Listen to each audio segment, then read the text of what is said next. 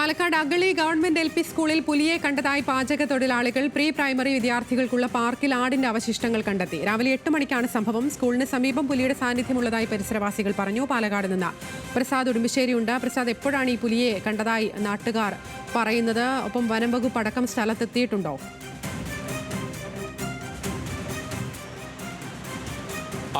ഇന്ന് രാവിലെ 8 മണിയോടുകൂടിയാണ് അട്ടപ്പാടിയിലെ അഗളി ഗവൺമെന്റ് LP സ്കൂളിന് സമീപം പുലിയെ കണ്ടതായി സ്കൂളിലെ പാചക തൊഴിലാളികൾ പറയുന്നത്. ഇവിടെ നേരത്തെ തന്നെ പ്രീ പ്രൈമറി വിദ്യാർത്ഥികൾക്കുള്ള പാർക്കിന് സമീപം ആടിന്റെ അവശിഷ്ടവും കണ്ടെത്തിയിട്ടുണ്ട്. പുലി കഴിഞ്ഞ കുറേ നാളുകളായി ഈ മേഖലയിൽ പുലിയുണ്ട് എന്നുള്ളത് തന്നെയാണ് നാട്ടുകാർ പറയുന്നത്. കഴിഞ്ഞ ദിവസം അഗളിയിൽ തന്നെയുള്ള ബൂതിവഴിയിൽ അവിടെ പശുക്കിടാവിനെ പുലി കടിച്ചു കൊന്നിരുന്നു.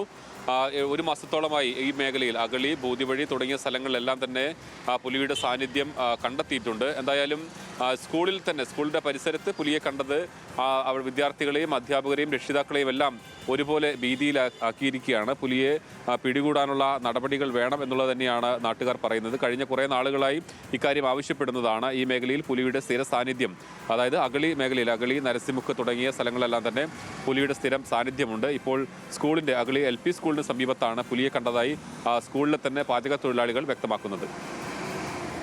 ശരി, വിശദാംശങ്ങൾ നൽകുകയായിരുന്നു പ്രസാദ്.